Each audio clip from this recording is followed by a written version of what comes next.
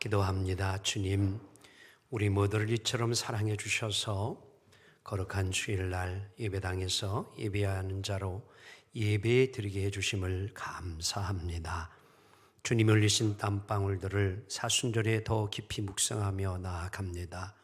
주님이 흘리셨던 뜨거운 피를 다시 되새겨 봅니다. 주님이 말씀해 주셨던 사랑의 음성 또한 다시 한번 되새겨 봅니다. 우리도 주님 가신 그 길을 따라갈 수 있게 하옵소서.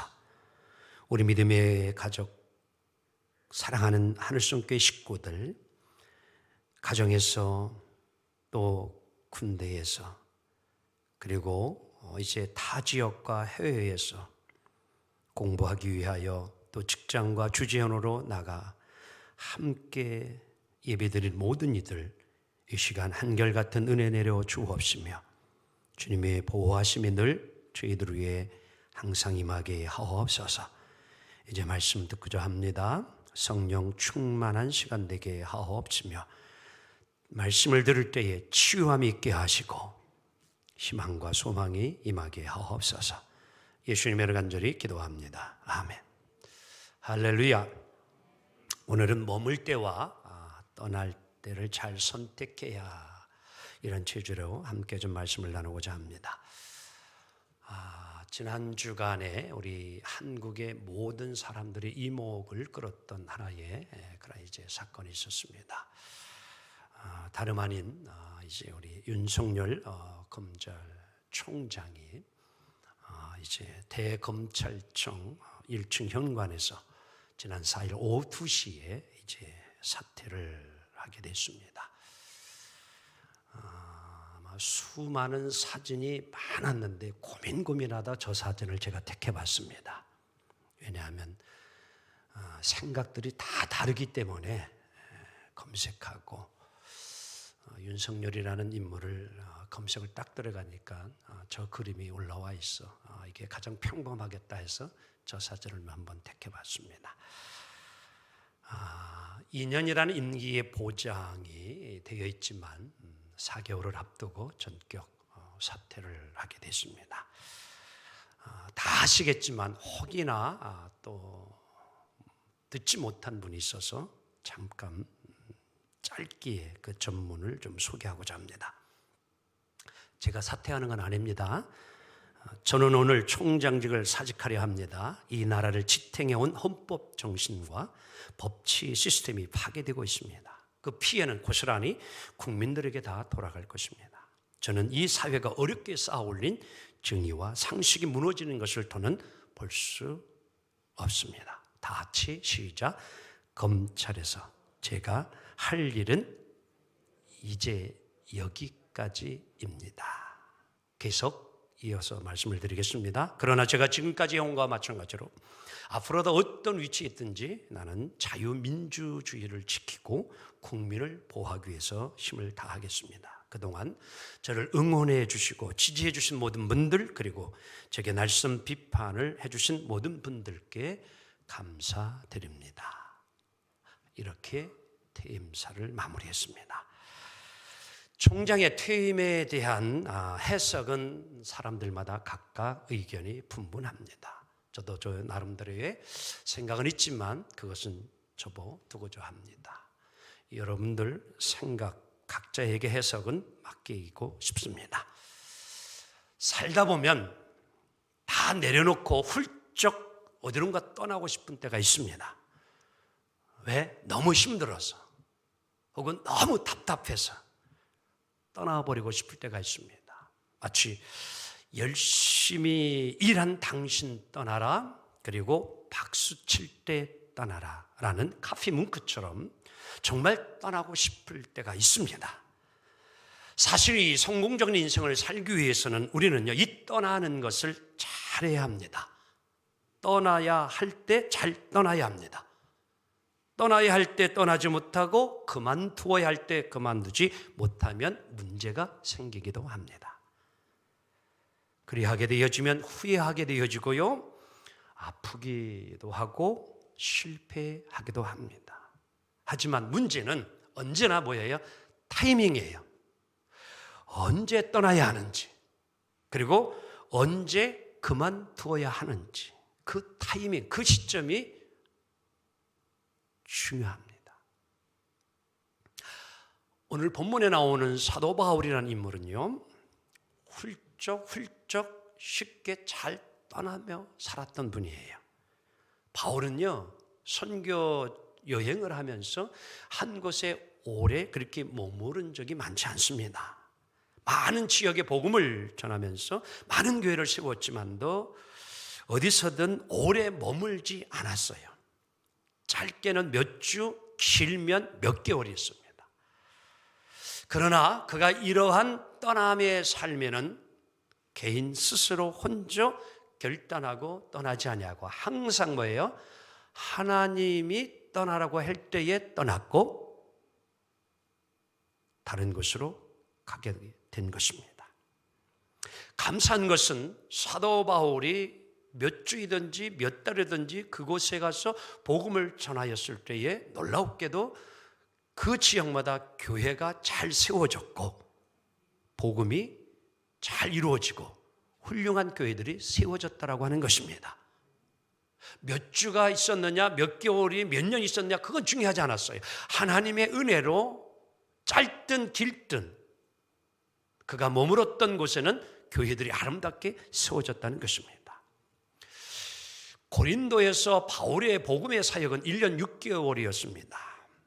어느 지역과 마찬가지였지만도 고린도에서도 역시 복음을 전할 때에 바울은 많은 핍박이 있었고요, 어려움이 많았습니다. 오늘 고린도 지역만이 아니라 타 지역에서도 역시 마찬가지였죠. 다른 것보다도 이 고린도 지역에서 바울은 1년 6개월이라는 많은 시간을 그곳에서 보내게 되어져요. 에베소에서 한 3년 이상 이제 바울이 머물게 되어지는데 그 외에는요, 오래 머물렀던 곳 중에 하나가 이 고린도라고 하는 것입니다. 그런데 이 바울이 오늘 이제 1년 6개월의 고린도의 전도의 사역을 마무리하는 그 과정, 이제 고린도를 떠나게 될 그때에 오늘 하나의 사건이 그에게 일어나게 된 겁니다. 갈리오라고 하는 이제 이 총독이 이 아가야 지방에 이제 부임을 새로 하게 되어지는데요. 그 당시에 이 바울의 선교와 전도를 아주 방해하고 괴롭게 하고 힘들었던 자들이 누구냐고 하면은요, 이방 사람들이 아니었어요. 타 지역 사람들이 아니었어요. 누구냐면은 같은 동족 유대인들이었어요. 더 지지해 주어야 되고 더 기도해 주고 더 협력해 줘야 될 동족 유대인들이 바울의 사역을 더 방해했다니까요. 더 힘들게 했어요. 그래서 이 유대인들이 이 상황 속에서 처음으로 이제 이 갈리오가 총독으로 부임을 하니까 때는 이때다. 이때에 이 바울을 이제 법정에 세워가지고 그를 이곳으로부터 추방을 시켜야 되겠다. 이런 생각을 가진 거예요. 근데 여러분, 갈리오라는 총독이 그렇게 호락호락한 사람이 아닙니다. 오히려 이제 문제를 가지고 소송을 왔을 때에 이 갈리오 총독은요, 유대 고소한 사람들을 재판장에서 다 내쫓아 버렸어요. 쉽게 말씀을 드리면 기각을 시켜버린 거지요. 그리고 나서 이제 이 바울이 이제 그곳에서 복음을 전하다가 이제 브리스길라와 아굴라라는 그 헌신적인 그 이제 동역 부부와 함께 이제 수리아로 이제 이렇게 가게 되어져요. 그리고 이제 고린도 지역에 이제 끝에 있는 그 이제 갱그리아라고 하는 이제 항구를 가게 되어지고 거기서 이제 머리를 깎고 에베소로 이제 가게 되어집니다. 거기서 이제 브리스길라 아굴라를 그곳에 이제 두고 그리고 그는 다시 이제 이 가이사라로 가게 되어지면서 2차 선교 전도 여행 거의 한 3,000km예요. 아시아 이제 이쪽 지역을 이제 거의 이제 마무리하게 되어지는 그러한 이제 전반적인 흐름이 오늘 그런 사건이 일어난 대략적인 흐름이라 이렇게 보게 되어집니다. 자, 오늘 저는 이 본문 속에서 몇 가지 이제 우리가 사건을 통해서 신앙의 교훈을 좀 얻고자 하는 거예요. 자, 첫째, 이제 고소와 재판에 대한 일입니다. 자, 12절 함께 보도록 합니다. 스크린 시작. 갈리오가 아가야 총독되었을 때에 유대인이 일찍 일어나 바울을 대적하여 법정으로 뭐예요? 데리고 가서. 자, 갈리오라고 하는 인물 누구냐고 하면은요, 로마가 세계를 지배하고 있던 그 당시죠. 그래서 이스라엘도 역시 로마의 통치를 받고 있었잖아요. 이 아가야 지역도 역시 이제 네로를 통하여서 이제 갈리오 이제 이 총독이 부임을 하게 됐는데요. 그 당시에 네로 황제의 고문, 어떻게 보면 이제 멘토와 같은 역할을 해주었던 스토아의 유명한 철학자 세네카라는 분이 있어요. 근데 이분이 이제 형이 하나 있었는데 바로 그가 누구냐? 오늘 본문에 나오는 갈리오 총독이에요. 이 세네카라고 하는 유명한 스토아 철학자가 자기 형을 이렇게 이야기했습니다. 뭐라고 하냐면, 온 세상에 내가 많은 사람을 만나 보았지만 우리 형님처럼 좋은 사람이 없다. 갈리오 총독 형을 그렇게 평가했어요. 우리 한번 옆 사람으로서 우리 남편같이 좋은 사람 없습니다. 그래봐 말. 이렇게 그러면 한번 좀 얘기해 본 적 있어요? 아마 그러면 팔불출이라고 그럴 거야. 우리 남편, 우리 아내 같은 사람을 내가 만나본 적이 없다. 오늘 이 세네카 철학자가 이 갈리오 총독을 그렇게 평을 해줬어요. 그처럼 형님에 대한 사랑과 자부심이 대단했던 거예요. 왜? 이유가 뭐냐면요, 이 갈리오는 성품이 좋았어요. 총독이에요. 그리고 학식이 뛰어났고, 그리고 행정력이 뛰어났습니다. 그래서 오늘 이 아가야 지방의 총독으로 이제 부임을 받아서 오게 된 거예요. 그럼 왜 오늘 이 유대인들이 이 바울을 고소했느냐? 자, 13절 봅시다. 법정에 세웠는데 이유가 시작. 말하되 이 사람이 율법을 어기면서 하나님을 경외하라고 사람들을 뭐해요? 권한다 하거늘. 이유를 이야기해요. 율법을 어겼다는 거예요. 종교법을 이야기합니다. 여기서 더 내막의 이유는 다른 데 있지 않아요. 이 유대인들이 그 아가야 지역에 먼저 지도자가 되어주고 다른 사람들을 이끌어 갔는데, 이 바울이라고 하는 젊은 사람이 와가지고 복음을 전하면서 유대인들 가운데도 예수를 믿고 헬라인 가운데도 예수를 믿고 이런 일이 막 일어나는 거예요. 그러다 보니까 자기를 따르던 자들은 점점 떨어져 가니까 뭐가 나요? 배가 아픈 거예요.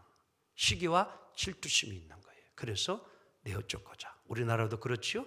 바르게 하는 사람을 지금 내쫓지 못해가지고 억울하게 법정에 세웠다가 기각을 다 당했지요.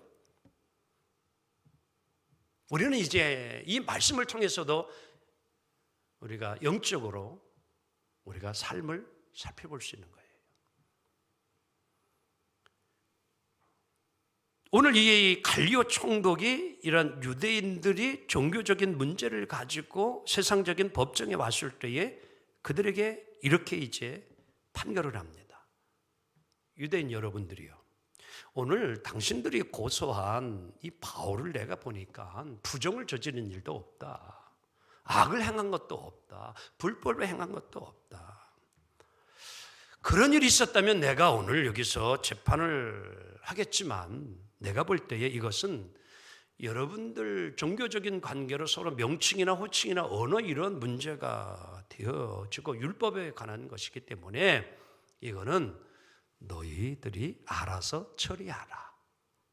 종교법을 가지고 해결을 하지 여기서는 해결하지 말라. 그리고 뭐예요? 기각시켜버린 거예요. 그런데 여러분, 이러한 일이 지금 한국 교회의 교단에서 수없이 많이 일어나고 있습니다. 교회 안에서, 교단 안에서 얼마든지 종교법을 가지고서 판단하고 재판하고 심사해야 되는데 억울하니까 뭐예요? 세상의 법정으로 그걸 다 가지고 가가지고 세상에서 판결을 받고, 그 비용이 정말 여러분 수억씩 교단마다 지금 들어가고 있어요. 통탄할 일입니다. 그래서 우리 감리교에서는요, 세상법, 사회법으로 이제 가지 못하도록 종교법으로 감리교에서는 먼저 그걸 거치지 아니하고 사회법을 가게 되어지면 고소한 사람은 교단에서 뭐예요? 아예 퇴출시키고 법을 만들어 놨어요. 하도 그런 일이 많아가지고. 이거는 우리 감리교단만이 아니라 모든 지금 교단들이 다 지금 비일비재하게 이 사건들이 많이 일어나요. 오늘 이 사건이 일어난 것과 거의 비슷한 일들이 수없이 많이 일어나고 있습니다. 자, 여기서 이제 재판에서 기각이 되어졌죠. 바울은 뭐예요? 이제 더 힘을 얻었어요. 그래서 고린도에 복음이 더욱 증거되게 되어지는 아가야 지방에 복음의 확산이 되어졌습니다. 바울이 여러분들 여기서 정말 세상 법정에서 그게 다 받아들여지고 불법으로 정해지면은 복음이 어려웠을 거예요. 전해지기가요. 근데 하나님의 은혜로 보여요. 기각이 되어졌어요. 자, 이 사건에서 여러분과 제가 생각할 것이 무엇이겠습니까? 다 같이 따라합니다. 판단을 잘해야 한다. 6살 된 아이가 이제 학교를 가게 되어졌는데 선생님이 다루는 그에게 쪽지를 주면서 이거 내 엄마한테 갖다 주어라 그랬어요. 그래서 이 아이는 영문도 모르고 그거를 이제 담아가져서 엄마한테 갖다 드렸더니만 내용이 뭔지 압니까? 이 아이는 너무 미련해서 아무것도 우리 학교에서 배울 것이 없습니다. 배울 수가 없습니다. 그냥 가정에서 부모님이 키우기를 원합니다. 그런 내용이에요.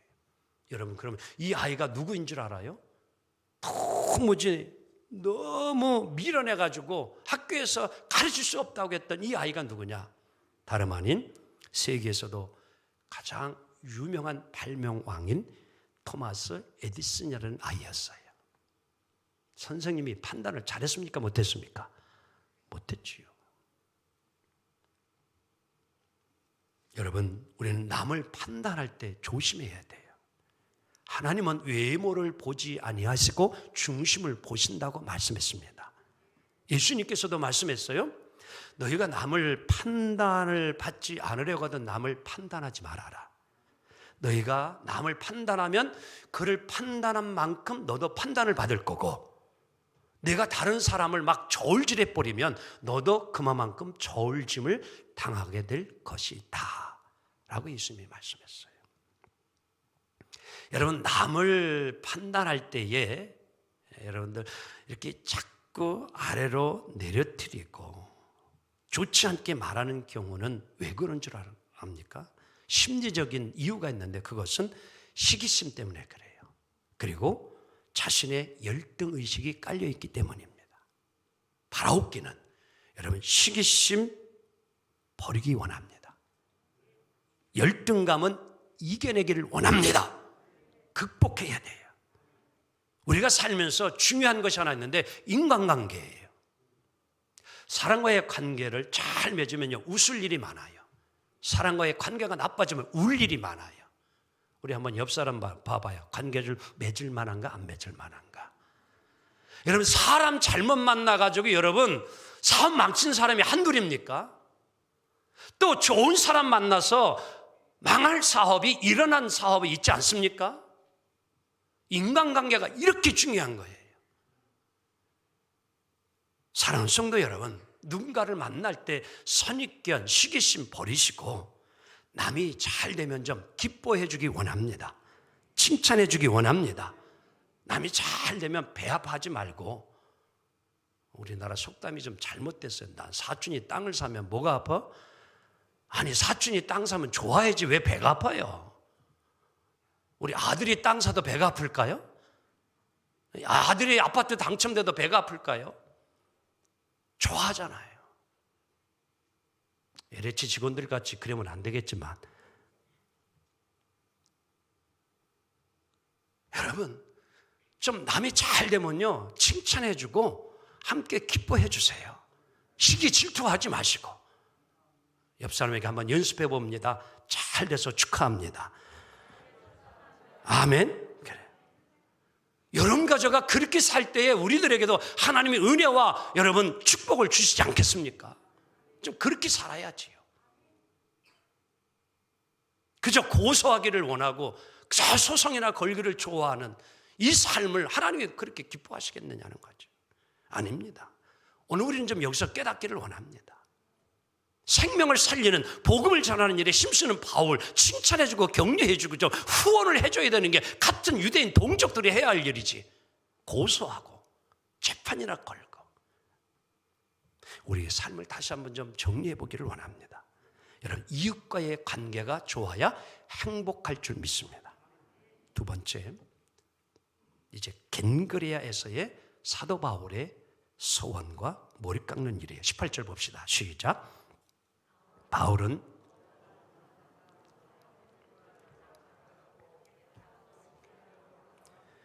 브리스길라와 아굴라도 함께 하더라. 바울이 일찍이 소원이 있었으므로 겐그레아에서 뭐를 깎아요? 자, 이제 바울이 소원한 것을 실천하는 일을 합니다. 소원이라는 것은 다른 게 아니라 예수 믿는 여러분 가족과 하나님 앞에 약속한 것을 맹세하는 거예요. 하나님 앞에서 하는 신앙적인 맹세를 우리는 소원이라 이렇게 이야기합니다. 오늘 바울이 그 소원을 실천하지요. 그런데 뭐를 해요? 머리를 깎았대요. 만약에 여러분들 다음 주에 제가 삭발을 싹 하고 여기 올라오면 어떤 생각 들어요? 아, 이 목사님 왜 그러시지? 저 상처받은 일 있으신가? 아마 불안한 생각이 많이 들어올 거예요. 그렇죠? 그래서 이 삭발하는 거에 대해서 우리들은 별로 안 좋게 생각을 해요. 누가 삭발해요? 스님들, 그렇죠? 또 누가 삭발을 해요? 군대 가면 머리 깎아야 다, 그렇죠? 왜 다 머리 깎이는지 몰라. 여러분, 왜 군대에 가면 꼭 다 머리를 밀어야 돼요? 정신 상태? 그리고 또 어디 가면 다 머리를 깎는 줄 알아요. 교도소 가면요 다 죄수들 다 머리 깎아 놓더라고. 그것만이 아니에요. 데모할 때 보게 돼요. 좀 대단한 결심을 하면 다 뭐 해봐요? 그런데 그런 사람들이 가끔 우리나라에도 많아요. 저 여의도 가면 있어, 그런 분들이.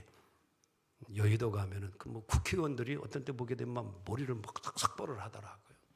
뭐냐면은 마음에 안 든다 이런 얘기죠, 지금. 행정이나 정책 같은 것들은 마음에 안 든다 이런 얘기죠. 그게 삭발을 해버려요. 이 머리를 이렇게 깎는 거는 우리 한국인들에게는요 별로 그렇게 좋게 인식이 안 돼 있어요. 그럼 바울 왜 오늘 이렇게 머리를 다 깎고 이 소원한 바를 이루고 있느냐? 이유가 있어요. 그것은 다름이 아니라 하나님께서 내가 소원하고 맹세한 것을 하나님이 잘 지켜주시고 이루어져서 오늘 이제 2차 선교 전도 여행을 마치면서 그 은혜가 너무너무 고맙고 감사한 거예요. 그래서 하나님, 죽음의 고비가 많았는데 나를 살려주셔서 감사합니다. 지금까지 인도해 주셔서 감사합니다. 그걸 감격스러워하면서 그 소원한 것을 실천하는 게. 또 하나는 뭐예요? 이제 새롭게 또 다시 제 3차 선교 전도 여행을 떠나게 돼야 되는데 결단하는 바가 더 있어야 되는 겁니다. 하나님이 지켜주셔야 되고 앞으로 더 감사하며 살겠습니다. 하나님 도와주옵소서, 동행하여 주옵소서. 이 이야기는 하나님과 영적인 교제를 더 긴밀히 하면서 새롭게 영적 무장을 해야 될 필요성을 느꼈기 때문에 바울이 이러한 결단을 내린 겁니다. 아멘. 여러분, 무언가 여러분도 필요한 것이 있을 때에 좀 바울과 같이 감사와 약속, 절제, 헌신을 담은 이러한 좀 뭔가 결단의 소원이 있어야 되지 않을까요? 2021년 벌써 2달이 지나갔어요. 아직도 2021년에 뭔가 이루고자 하는 여러분들 소원하는 바가 있다면, 좀 하나님 앞에 소원한 바가 있다면 그러한 결심과 결단들이 흐트러지지 않기를 원합니다. 정말 여러분들 뭔가 이루고 싶습니까? 성취하고 싶습니까? 좀 바라옵기는 하나님 앞에 좀 바울처럼 그래도 뭔가 결심도 하고 결단도 하고 소원한 일을 행할 때에 그래야 하나님이 나를 통하여서 어떻게 일을 행하셨고 이루셨고 이런 것이 좀 보여지고 체험되어지고 느껴지지 않을까요? 계획도 없이 어떤 결단도 없이 살아가는데 여러분 기대하는 바가 없는데 뭐가 하나님이 이루어졌다고 하는 것이 여러분 기억이나 날까요? 아니잖아요. 바라옵기는 좀 늦지 않았습니다. 2021년 남은 해 우리 바울처럼 우리들도 뭔가 좀 소원하며 결단하는 이런 바가 있어서 그런 것들이 이루어지는 축복 있기를 주 이름으로 간절히 축원합니다. 세 번째는 에베소에서의 바울의 모습이에요. 만일 하나님의 뜻이면. 자, 21절 봅니다. 시작. 작별하여 이르되 만일 하나님의 뜻이면 너희에게 돌아오리라 하고 배를 타고 에베소를 떠나 그랬어요. 고린도를 떠나서 겐그리아에 갔다가 이제 에베소를 갔어요. 그래서 브리스길라 아굴라를 남겨놓고 이제 예루살렘을 이제 가게 되어지는데요. 에베소 성도들이 오늘 바울에게 요청을 해요. 뭐냐고 하면은 여기 우리 에베소 교회에 뭐예요? 머물러 달라는 거예요. 대신 브리스길라 아굴라를 이제 부부 사역자를 맡기고 이제 떠나게 되어지는데, 그때에 오늘 바울이 여러분들 요청을, 에베소 성도들의 간절한 그 요청을 거절하면서 오늘 한 이야기가 바로 다름 아닌 만일 하나님의 뜻이면 너희에게 돌아오리라. 여기서 우리는 바울의 마음을 읽어야 돼요. 내가 다시 오고 싶기도 하지만 그것까지 내 마음대로 할 수 없다는 말입니다. 여러분들에게 돌아올 수도 있겠지만, 하나님이 허락하면 돌아오지만, 하나님이 나를 순교의 제물로 삼아 쓰시면 오늘이 여러분과 마지막이 되는 것입니다 라는 고백을 하고 있는 거예요. 죽음을 각오하는 바울의 여러분들 고백이에요. 그의 모든 삶을 하나님께 전적으로 위탁하고 전적으로 헌신하는, 하나님의 뜻이면 돌아오지만 하나님의 뜻이 나를 순교의 제물로 쓰시겠다면 여러분들을 더 이상 볼 수 없게 되는 것입니다. 야고보 4장 15절을 함께 보도록 합니다. 시작. 주의 뜻이면 우리가 살기도 하고 이것이나 저것을 하리라. 주의 뜻이면 이것도 하고 저것도 하리라. 죽기도 할 수 있고 살기도 할 수 있으리라. 책 하나 좀 소개합니다. 떠남이라는 책인데요. 이 책보다 여러분들 우리는 내려놓음이라는 책을 더 많이 알고 있을 거예요. 그렇지요? 그 책 다음에 더 내려놓음이라는 책을 쓴 분이 이제 이용규 선교사님이십니다. 서울대 동양학과 석사까지 대학원 마치고 미국의 하버드 대학에 가서 박사학위를, 이제 아시아의 역사를 중심으로 한 이런 박사학위를 얻게 됩니다. 그의 앞길은 활짝 열려져 있어요. 오라는 것이 많았습니다. 그때에 이용규 선교사님이 몽골을 선택을 합니다. 선교사의 길을 선택을 해요. 그래서 8년 동안 몽고에 가서 학교, 또 이제 복음 사역을 이루다가 이제 인도네시아로 하나님의 부름을 받아요. 선교사로 다시. 그때의 그 상황을 이제 생각하면서 쓴 책이 떠남이라는 책이에요. 8년의 몽골의 그 사역을 접으면서 하나님이 새로운 이제 또 하나의 사명의 사역지의 부름을 받았을 때에 바로 그때의 그 심정을 이야기해 놓은 스토리가 이 떠남이라는 거예요. 그래서 이렇게 이야기합니다. 다 같이 시작. 말씀을 받았다면 주저없이 떠나라. 다시 한번 시작. 말씀을 받았다면 주저없이 떠나라. 이분은 계속해서 이런 말을 합니다. 당신이 믿음으로 떠날 때 그분의 놀라운 계획이 펼쳐질 것입니다. 아멘. 사랑하는 성도 여러분, 구원받은 여러분 가족가 아직 세상에 남아있는 이유가 무엇입니까? 오늘 내가 아직 살아있는 이유가 무엇이라고 생각을 합니까? 하나님이 아직도 내 생명을 데려가지 아니하시고 거두어가지 아니하고 오늘도 이 땅에 아직도 살아 숨쉬게 하고 오늘 여기에 있게 하신 이유가 무엇이겠습니까? 우리는 하나님이 아직도 우리들에게 사명이 있기 때문에 우리를 남겨주심을 믿습니다.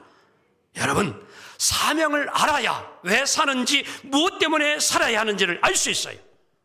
직장 마찬가지입니다. 사업하는 이유 마찬가지입니다. 공부하는 이유 마찬가지입니다. 사명을 알아야 합니다.